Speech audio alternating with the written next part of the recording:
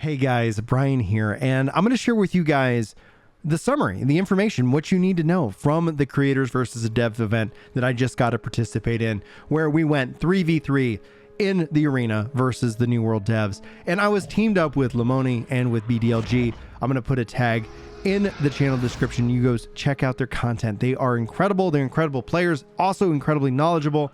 It was so much absolute fun to be able to participate in this. And we found out that by asking the devs questions while fighting them gave us a little bit of an advantage, because as a developer, the answer really will never be no. So just note this: in development, a lot of questions will be answered with, yeah, we're thinking about that, we're looking into that, and that should give you some hope. But also, their job isn't to say no. Their job is to listen and to evolve and to kind of try to figure out how that would work in the ecosystem. So I saw a lot of questions coming into chat, and I was able to answer them as well, because they've talked about cross, server matchmaking. One of the big questions that did come up was matchmaking as it relates to item level, as it relates to the different level bands. And that's something they're going to constantly be working on and improving. So while it's not them saying, here's the exact date when you can expect it, it is something that they're looking into. It is feedback that they have received. And so it is something that overall you're going to see evolve with time, especially as it relates to glamour, especially as it relates to like transmog. That's probably a more popular term, more common term to speak of. But at the end of it, these are systems that they're working on, and there's a lot of things to be hopeful and excited for in the future, especially as we try to see if we can't sneak in what kind of stat is the greatsword going to be based off of. But of course, they can't share everything with us, because that's not necessarily how this all works. So that's kind of the added advantage that we ended up having, is because they receive a question, they might have just talked about it, but then they have to ask themselves, is now the right time to share this information? And you might be wondering, why is that? Why not just tell us everything you're doing? And the reason ends up being, this is from a developer perspective, that's what I am, that's what I do, is that you run the risk of making a promise that isn't kept. And when it comes down to development, especially in an MMORPG, it's highly, highly important to sit down and deliver on your promises, because you're going to continue to work and build up that level of trust. Trust in this way is a currency. That's actually one of the things that, when it comes down to people dunking on New World, what they're really communicating is that they just don't trust that New World and the devs are going to keep working hard on the game, because they've already prejudged it because of some other event by some other developer elsewhere in the world. Now, they could end up being correct, because people are correct in this regards. But when it comes down to it, the way that New World can build trust is to continue to release content, is to continue to do the job. And you don't want to end up running the risk of literally saying, hey, yeah, we were going to do that, and then you don't, and then everybody's like, wait, I thought you said you were going to do X, Y, and Z.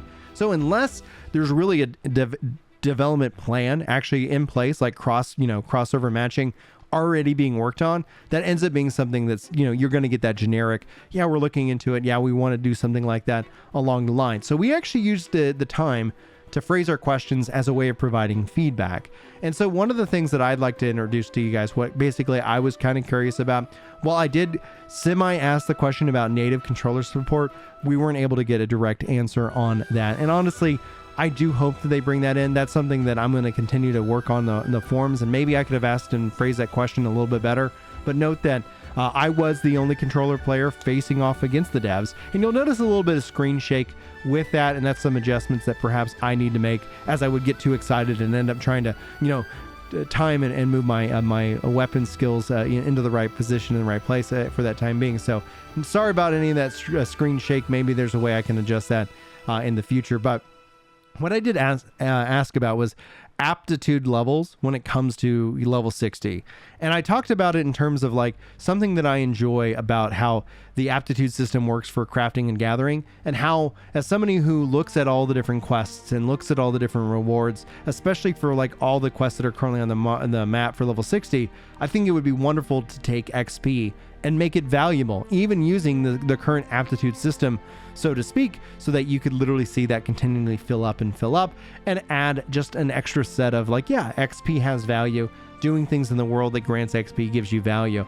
And they seem to really be responsive to that idea. In fact, that's something that they said they're actively trying to consider and how it would be implemented, because that could actually have big impacts and lasting appeals in the grand scheme of it. But you ultimately have to figure out if, like what their future plans are. So you don't want to necessarily commit to something like that and then end up having to roll it back or make big changes. You want to really think through the implication of the system, so that way when it's delivered, it's really fully featured and thought out. We also ended up talking about loadouts. Now they continue to talk about loadouts as something they're working on, and that's something they're actively working on. It came up in our conversation today because in the 3v3 PvP mode, every time you zone in, you have to go and grab the PvP materials like the potions, etc., and drag them onto your hotbar. And we talked about making that just something automatic, but basically it's going to end up being something that it sounds like it's going to tie into a loadout system whenever that's implemented, because you might want to use different food or different potions or what have you, depending on the role and what you're playing in your build. And that seems to make a lot of sense in the grand scheme of it. So I'm excited to see how that plays out in the long run, because I think one of the frustrations from building and playing this game is doing PvP and changing up your weapons and changing up your build, and how fast and how nice it would be to kind of have your builds that you like and then being able to deliver those into the game, making it just easier to swap in and swap out. Like if I'm going fishing or gathering or crafting, or if I want to do PvP, or if I want to do PvE, all of those things can end up leading to different choices. And so hopefully that will play out well. Now, then I kind of leaned into a system that I really would enjoy. Imagine, again, that XP had value at level 60, but beyond level 60, I asked, would it be possible for the open world mobs that the longer that they're alive, that they could actually give bonus experience for playing? So when you kill something that's been alive for a day, maybe you get more experience, or an hour, and then 5 hours, more and more experience, more and more bonus experience as the enemies have lived longer. And this could also tie into the rifts system, that like the whole portals that are opening, the corrupted portals, etc., that tend to just live out there and never get closed. So that could actually relate to that system as well, making those those variables and those values continue to go up the longer that they're alive, even obviously with just regular enemies, but also just with any kind of event and dynamic system enemies, having that play in. And they actually were really receptive to that. They said that was a really, really good idea. And that's something that they're going to take back to the team and talk about as a part of their roundtable. And I thought that was actually really exciting to see, because again, in my mind, it's married, because even if you're level 60, having experience have value would actually make farming open world mobs that maybe have bonuses tied to them have a lot of value. And so that's just my general thoughts. You can let me know if you like that thought as well. Now, then I pivoted into talking about a battle pass. And yes, I brought it up, and I think this is an important conversation. Now, we don't know really any information, so I actually just leveraged it as terms of feedback. I go, I know you guys have talked about a battle pass in the past, and while we don't know like any more information, and I'm sure that you can't share any information with us right now, just take this feedback as somebody who would be happy to buy a battle pass if it doesn't expire. And I pointed to Halo Infinite. While Halo Infinite's progression system sucks, and I hope they don't ever use that system of progression, but I talk about in the sense that you can buy a battle pass and keep a battle pass, and then you can equip a battle pass.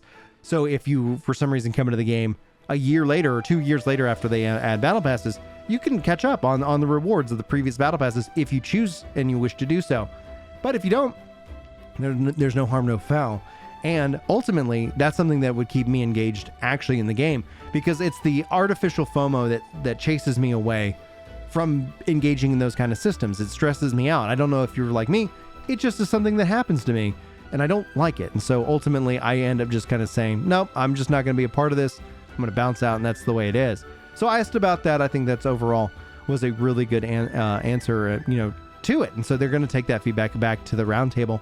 And I just said, put it in the back of your mind, something for y'all to chew on as you maybe consider implementing that system, because I think that would actually be very exciting for the player base. It would help fund the game. It helps, give you content to do. And then if you can keep it, then you're not going to feel like you have to rush and log in. But maybe that's the whole point of the battle pass, is to get people to log in and have that kind of, that artificial FOMO. I think it works until it doesn't. I think ultimately you get people in with it, but then ultimately you're like, I'm just not wanting to have that pressure on a game, right? But maybe that's just me.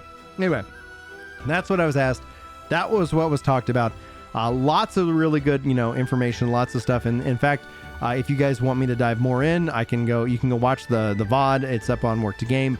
If you're interested in checking out kind of that section, I'll see if I can't make a highlight of that for you so you can go listen to all the questions. But generally speaking, they're looking into a lot of things. They're always wanting to improve the game. We obviously know the great sword's on the way. They talked about like, oh, what do you mean double daggers? That seems oddly Pacific. And so it was a really fun event. I'm really happy that I got to be included. I'm happy I got to represent the controller playing community. I'm happy that I got to team up with BDLG and Bordy. And honestly, it was a really wonderful experience. And so I'm just thankful that I got to be included in the event itself. Anyway, guys, that's it. That's what I wanted to share with you. Those are my thoughts. Hopefully you guys, either if you were there, you enjoyed. If you enjoyed this video and you feel like I earned it and you haven't already, like, favorite, subscribe, share. Those are really great ways of helping this channel out. Again, this is just New World. You're going to find New World content here. And this is going to be how I roll, because it just makes it so much more fun to share with you guys the games that I love in this way. So, all right, guys, thank you so much for your time. Hopefully you enjoyed the video. Hopefully I'll see you next time. But until then, take care. Yeah. It's time to chill out on the couch and read some comments. That's right. You know me when it comes to Destiny. I'm off with the clan, and I'm glad you're feeling better. Oh.